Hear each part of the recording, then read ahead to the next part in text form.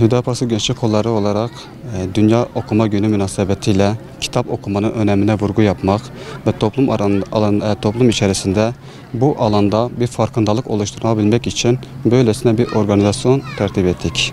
Çünkü biz biliyoruz ki okuyan toplum gelişir, gelişen toplum güçlenir, güçlenen toplum diğer toplumları etkiler ve onlara yön verir. Okumayan toplum ise esaret altında yaşamaya devam eder, esir olarak yaşar ve zamanla yok olma tehlikesiyle karşı karşıya gelir. Maalesef okuma açısından Türkiye'de durum işler acısıdır. Okuma oranı olarak dünyada Türkiye 86. sırada yer almaktadır. Bu da çok vahim bir durumdur. Yine Diyarbakır'ımızın geçmiş dönemlerine baktığımız zaman bugün nüfus 2 milyon dayanmışken önceki dönemlerde nüfus çok az olmasına rağmen Diyarbakır'da ihtiyaç endeksli açılan kütüphaneler bugün nüfus 2 milyon aşmasına rağmen bu kütüphanelerin 6'sı kapalıdır. Maalesef okuyucu bulamadığı için kilit vurulmuş kapılarına. Yine Mervani döneminde Diyarbakır bir ilim merkezi haline gelmişti. Ve o dönemde kütüphanede yapılan bir sayımda 1 milyonun üzerinde kitap sayımı yapıldığı tespit edilmişti. Bu da o dönemin nüfusu ve kitap sayısı endeksi alındığı zaman mükemmel bir oran çıkmaktadır. Biz bu halimizle ancak bir 100 yıl sonra ya yetişiriz bu orana ya yetişemeyiz. Yine Türkiye'de baktığımız zaman günlük bazda televizyon izleme oranı günlük 6 saat iken internette ayrılan vakit 3 saat ve maalesef ki kitap okumaya ayrılan zaman saat değil hepi topu 1 dakikadır. Bu da durumun ne kadar içler acısı bir durum olduğunu göstergesidir. Oysa ki biz çok iyi biliyoruz. Geçmiş dönemlerde dünyaya, batıya yön veren bilim insanları hep doğuda, hep Müslüman coğrafyada çıkmıştı. Mimari açıda dediğimiz zaman bugün son teknolojide bile Mimar Sinan'ın ortaya koyduğu eserler ortaya konulmamaktadır. Tıp denildiği zaman akla gelen ilk insan İbn Sina'ydı.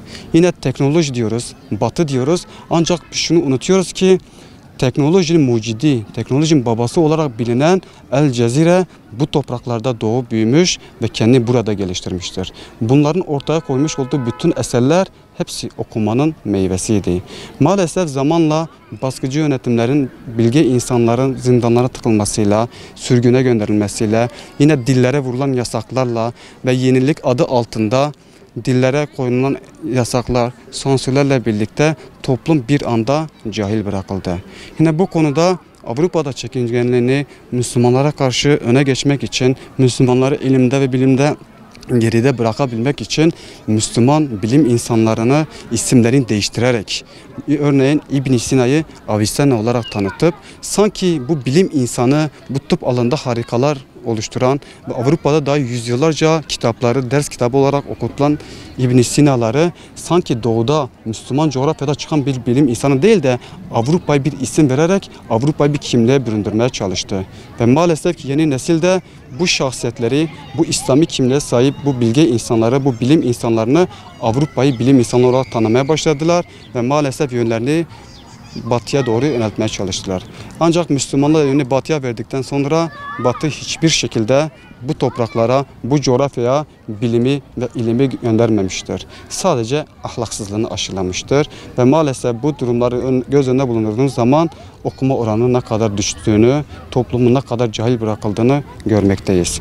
İnşallah biz de Hüdapar Gençlik Kolları olarak böyle kitabın önemine vurgu yaparak ve sadece biz değil, biz istiyoruz ki bütün bilinçli fertler, kurumlar, kuruluşlar, herhangi siyasi partiler bu bir sosyal sorumluluk projesidir.